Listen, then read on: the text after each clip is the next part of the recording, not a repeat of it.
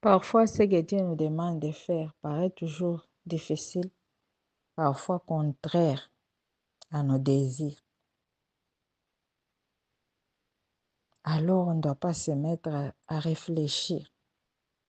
Si c'est Dieu qui a dit, il faut le faire. Parce que notre bénédiction en dépend.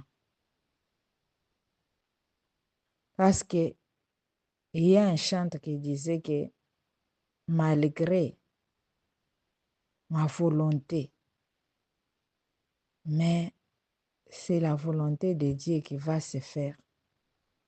Il faut donc obéir à Dieu. Élie ne pouvait jamais penser que dans la maison de Sarepta, il y aura la maladie. Si on pouvait seulement voir avec la vision de près la nourriture, mais Dieu voyait loin. Il voyait que dans cette maison-là, il y aurait quoi? Il y aura la maladie. Mais pour sauver cet enfant-là, il fallait que lui puisse obéir, puisse aller dans cette maison-là. Pour que le jour qu'il y aura la maladie, que l'enfant-là soit sauvé. Et ça, ils ont compris ça après. Les voies de Dieu sont insondables parfois. Dieu ne nous dit pas tout et ne nous explique pas tout. Mais au-delà de la nourriture, il y avait aussi l'enfant à sauver qui était malade. Il y a des gens qui souffrent aujourd'hui.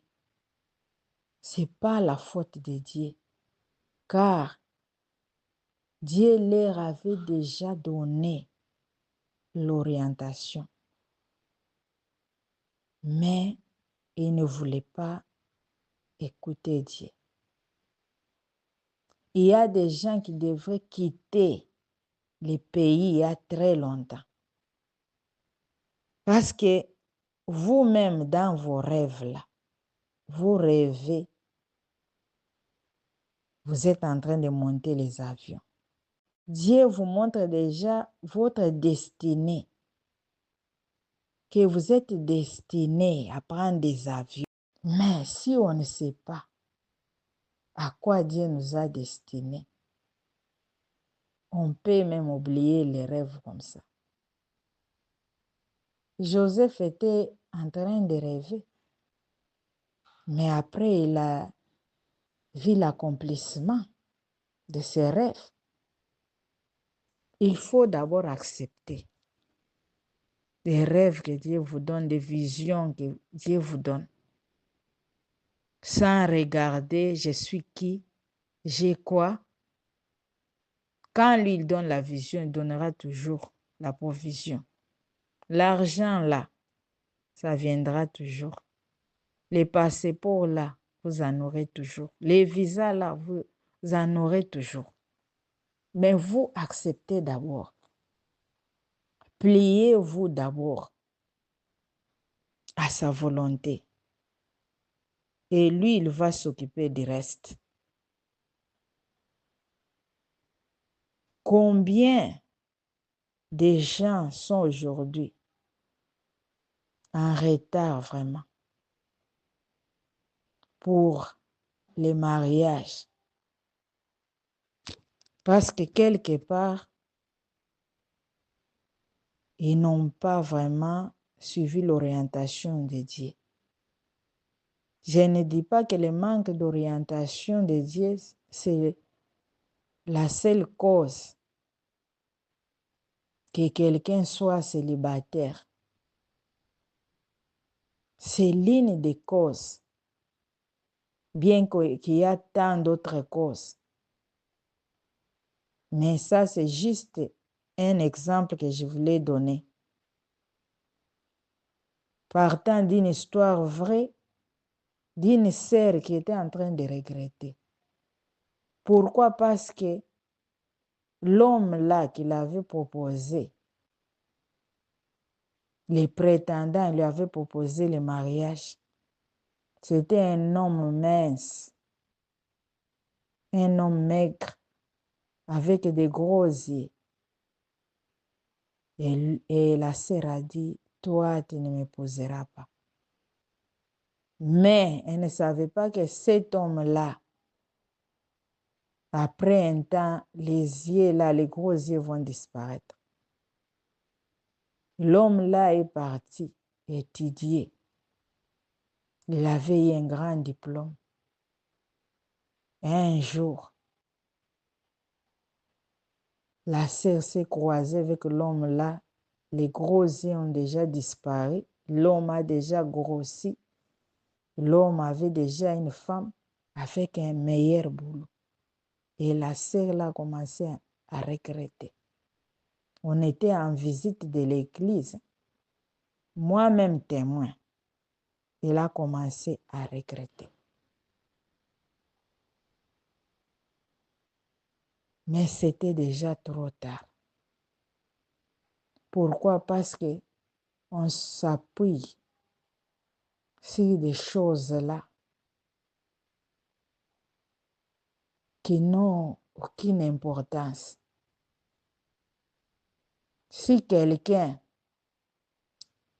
parvient à grossir, à porter des vestes, même les gros yeux vont disparaître. S'il a l'argent, il mange bien. Les gros yeux vont disparaître. Alors pour la sœur, c'était déjà fini. Peut-être c'était la seule occasion d'avoir le mari. Mais elle a raté ce mariage-là comme ça. Comme d'autres aussi qui s'appuient sur l'argent. Si quelqu'un a beaucoup d'argent, la fille accepte. Mais s'il n'a pas d'argent, la fille n'accepte pas. Or, celui qui donne l'argent, c'est Dieu. Celui qui programme les bénédictions, c'est Dieu. Toutes les bénédictions ne viennent pas au même moment, ça vient d'une manière programmée par le Seigneur lui-même, par saison. Vous pouvez commencer aujourd'hui pauvre, demain vous devenez riche. Vous pouvez commencer chômeur, demain vous aurez du travail. Je connais quelqu'un qui est devenu riche à partir seulement de 65 ans. À partir de 65 ans, il devient maintenant riche. Il a maintenant des véhicules. Il a maintenant dans la maison des divas. Et il peut maintenant voyager. Combien qui deviennent ministres, même à 70 ans? Combien qui deviennent présidents, même à 75, même à 80 ans? Tout est possible avec Dieu. Et il ne faut jamais rejeter quelqu'un parce qu'il n'a pas d'argent, parce qu'il n'a pas de moyens. Même s'il n'a pas de parents, ne les rejetez pas. Même s'il est très pauvre, ne les rejetez pas. Demandez d'abord à Dieu avant de les rejeter. Peut-être, s'il n'a pas beaucoup étudié, peut-être il a un talent. Peut-être il a un don là, de commerce. Par lui, vous pouvez fructifier votre argent. Peut-être si vous vous dites que vous allez faire le commerce, ça ne va pas marcher, mais avec lui, ça va marcher. Dieu ne peut pas créer quelqu'un comme ça sans avoir les motifs pour lesquels il avait créé. Quand Dieu crée quelqu'un, il sait pourquoi.